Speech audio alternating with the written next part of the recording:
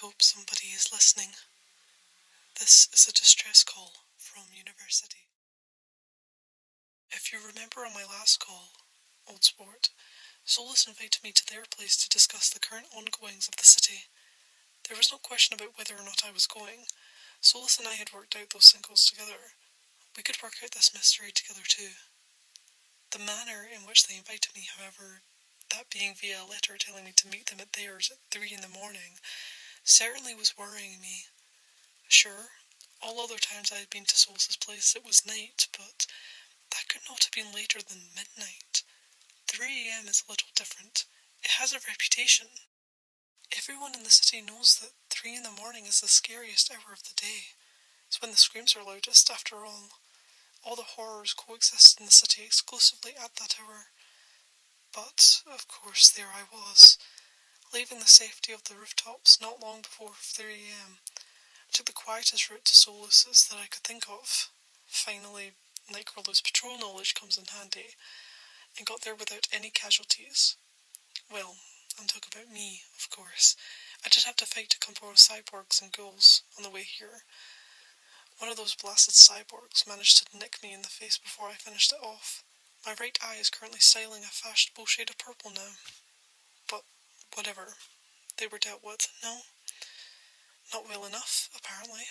As I entered Solus's place, they were standing facing the back wall, still and stoic. I saw that the room, just as it was before, was covered in papers, but I couldn't recognise a single piece of paper from last time. There wasn't a single thing about the sinkholes. The walls now were covered in scrawled question marks across many messy sheets of paper that were stapled to the walls. A whole wall was just dedicated to test after test. A breathing test, a listening test, even a taste test. They had no clue what was going on, just as I did. Before I even opened my mouth, Solus, who still had their back to me, simply asked me, "What happened to you?" I managed to stutter a "what?" before Solus turned around and pointed directly at my right eye. I had no clue how they knew about my black eye. After all, this room is only 4 walls. They couldn't see my reflection at all. Having to disregard my cluelessness, I confronted Solus about sending me outside in the city at 3 a.m.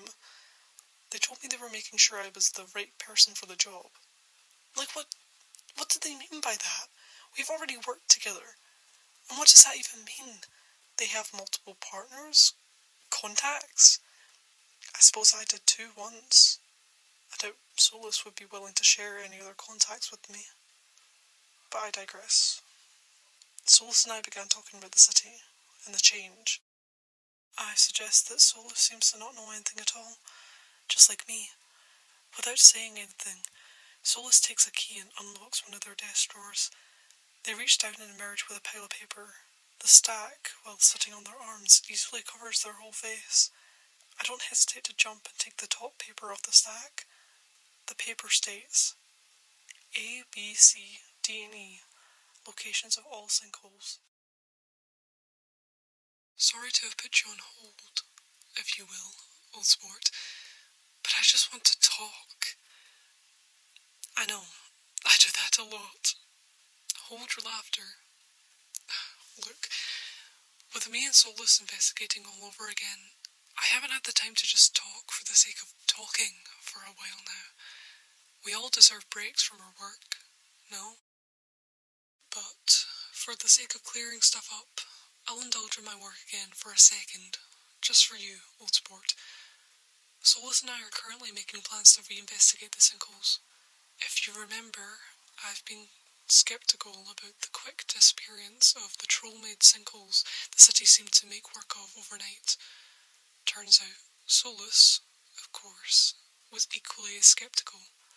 When they felt the change, just as I did, they suspected it was something connected to the disappearance of the sinkholes, that perhaps they had simply been covered up, just as I thought. In short, we're planning to dig. That's as much as I can say right now. Great, that's over, and I have some time to talk about what I want. So, old sport, there's this. The change has increased. No more time to waste. We must begin to plan accordingly. Meet me at my place ASAP. You've got to be kidding me. Hold on, old sport, I'll be back as soon as I can. And what a treat it is to work with Solus. Every single day.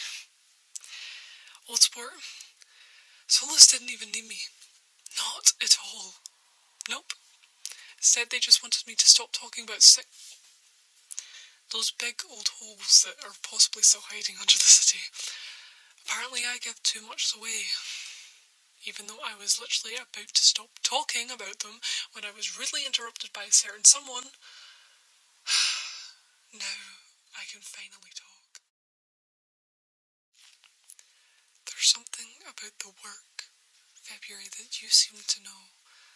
There's something about life, February, that you seem to know. What had you figured out? I suppose I ask you that a lot these days, don't I? I suppose I've been looking for an answer more and more recently. Despite our connection, February, our history, we have so many differences between us. Well, apart from the obvious choices. When you leapt and you crossed the sky and the stars. It looked like you didn't even have to try. Oh, I wish you could have told me your secrets. The difference between us, February, is just that. When you took that leap of faith, you flew.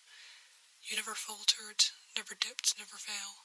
You flew, as gracefully as you jumped. Ever since you left, February, I have been defenceless. And without you around, I have found myself scrambling for parts. I used all that you left behind as my armour, as my sword, as my shield. With my newfound safety, I took leaps just as you did, wishing to fly boundlessly further up into the sky. But instead, all the weight of my defence brought me down. Over and over I fell back to earth, plummeting further down into the unknown depths of earth's waters with each failure. Despite every failure, each time pulling me closer to the ocean floor, I float. My grip tightens around each part of my defence. Your old CD collection, your now charred jumpers, shirts and trousers, which still, behind all the seawater, smell as you did.